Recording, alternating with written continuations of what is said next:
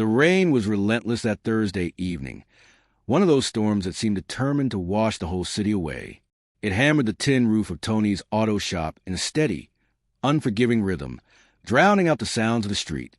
Inside the dimly lit shop, Tony Russo wiped his grease-stained hands on an old rag and stretched his sore shoulders.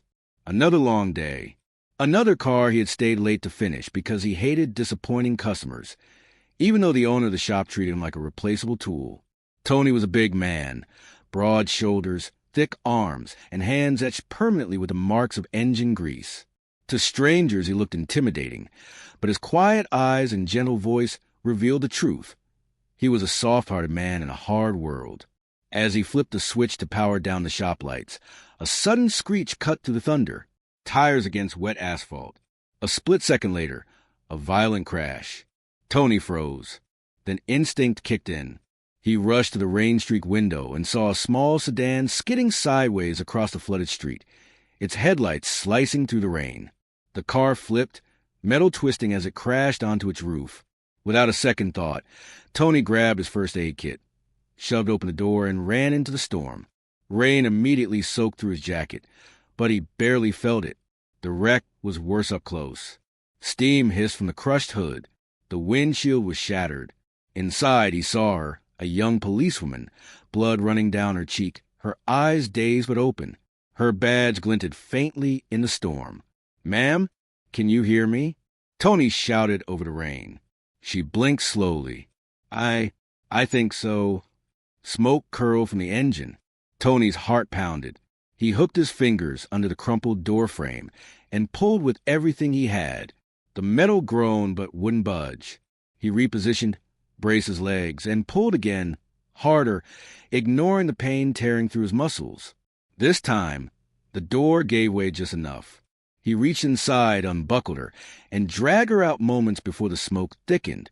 He laid her gently on the wet pavement, shielding her from the rain as best he could. "You're okay," he murmured. "Stay with me. Help's coming."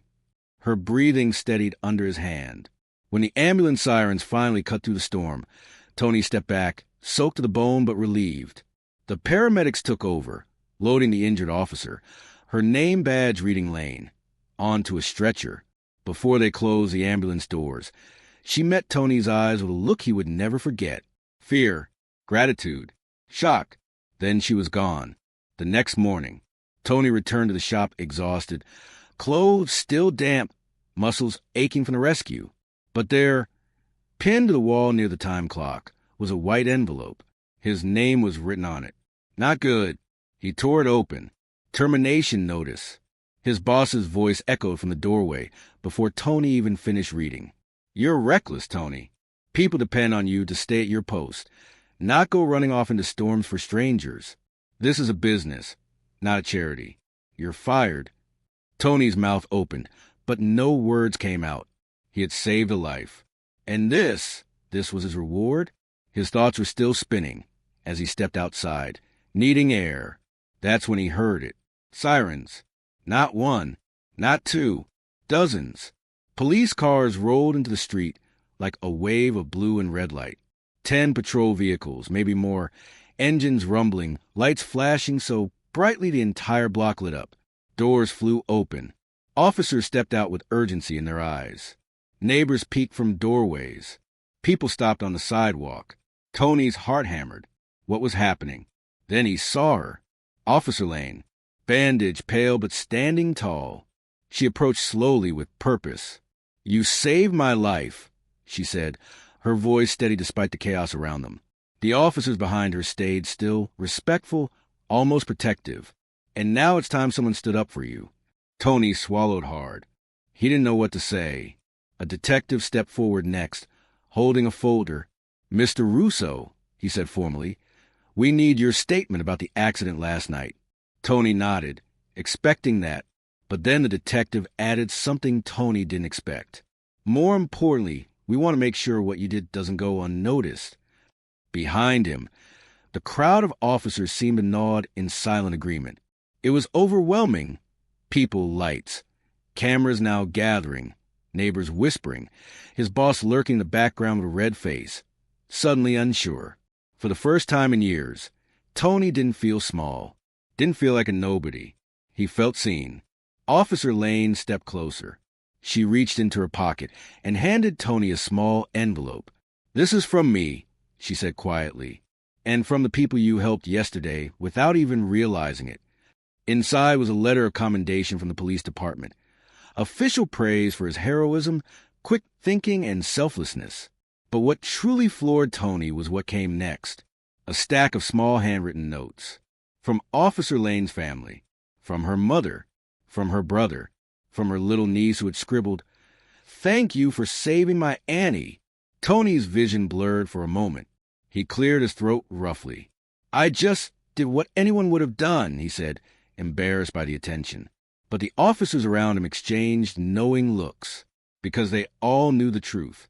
Not everyone would, but Tony did. The media had already begun gathering. Reporters stepping out of vans, cameras lifting, microphones being clipped on. Word spread faster than Tony could comprehend. A mechanic had risked his life to save a police officer in the middle of the storm. And now the entire block buzzed with that story. Tony's boss, Mr. Halpern, stood stiffly in the doorway of the auto shop. The same man who had fired him without hesitation just hours earlier now looked strangely small. His eyes darted between Tony and the officers, his mouth opening as if to speak. But nothing came out.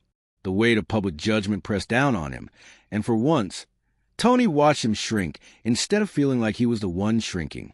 But Tony didn't gloat. He didn't rub it in. He simply stood there, the rainwater from last night's ordeal still soaked into the sleeves of his jacket, holding the envelope and the letters that suddenly felt heavier than anything he'd ever carried. Officer Lane stepped back beside her fellow officers, though her eyes stayed fixed on Tony, full of quiet gratitude, respect, and something deeper, a promise that what he had done would never be forgotten. One of the reporters stepped forward. "Mr. Russo, can you tell us what made you run into the storm without hesitation?" Tony swallowed, and used to being the center of attention. "I heard the crash," she said softly, "and I knew someone needed help. That's all. That's all." Another reporter repeated with disbelief. Most people would have stayed inside. Tony shook his head. "Someone could have died. I couldn't just stand there." Officer Lane smiled faintly at his humility, and Tony suddenly felt the heat rise in his face. He wasn't a hero. He was just him. The reckoning Tony never expected. Later that afternoon, after statements were taken and reporters finally drifted away, Tony walked back into the shop to gather his tools. Even if he'd been fired, he still had his wrench set his father gave him. He wasn't leaving without that.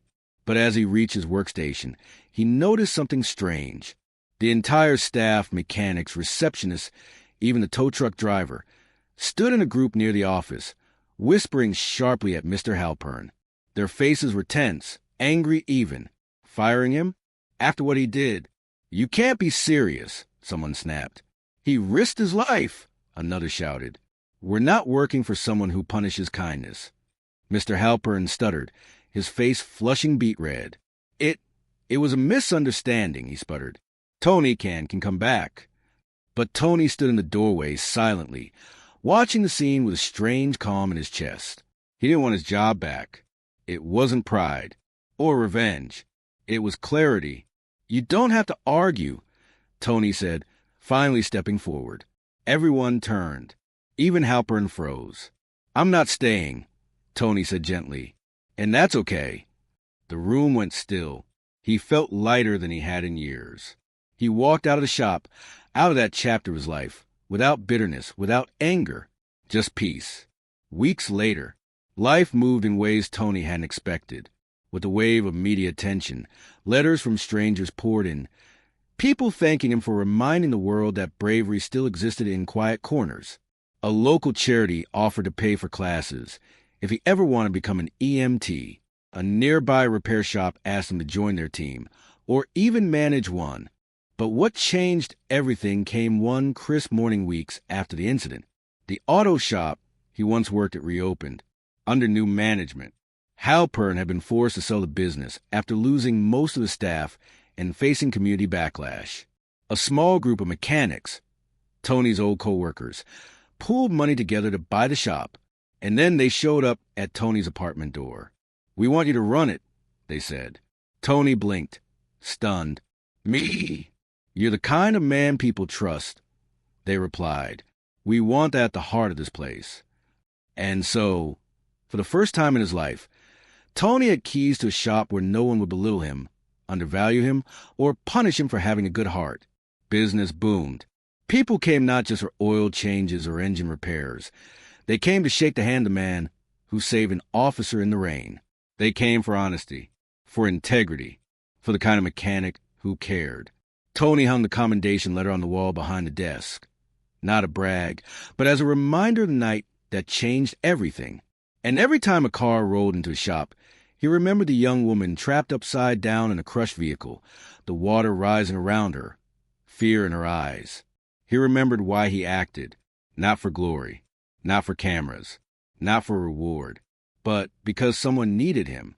Officer Lane visited often, sometimes for routine checks on her repaired cruiser, sometimes to drop by with lunch as thanks, and sometimes just to talk.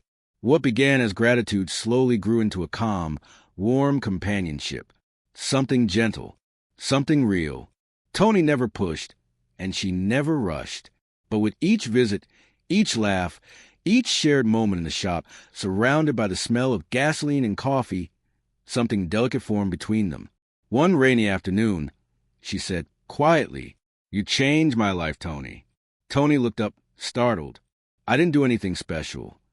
She shook her head softly. "You did something kinder than most people ever will." A new truth.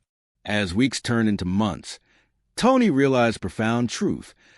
Heroism wasn't about applause, or headlines, or recognition. It was about choosing compassion when no one was watching. And sometimes, the kindness you give comes back in waves so powerful, they lift you higher than you ever expected to stand. The sun after the storm. One crisp morning, sunlight broke through the clouds, sending warm golden beams across the slick streets. The city skyline shimmered, the puddles glowing like scattered mirrors. Tony stepped outside his shop, inhaling deeply. The world felt new, fresh, open. A warmth filled his chest, a steady, grounding warmth that had nothing to do with the weather. It wasn't about fame, or praise, or cameras. It was a deeper truth he now carried confidently. One selfless act can change the world, one life at a time. And from that day forward, Tony vowed never to ignore that truth again, because kindness, given freely, has a power that never fades.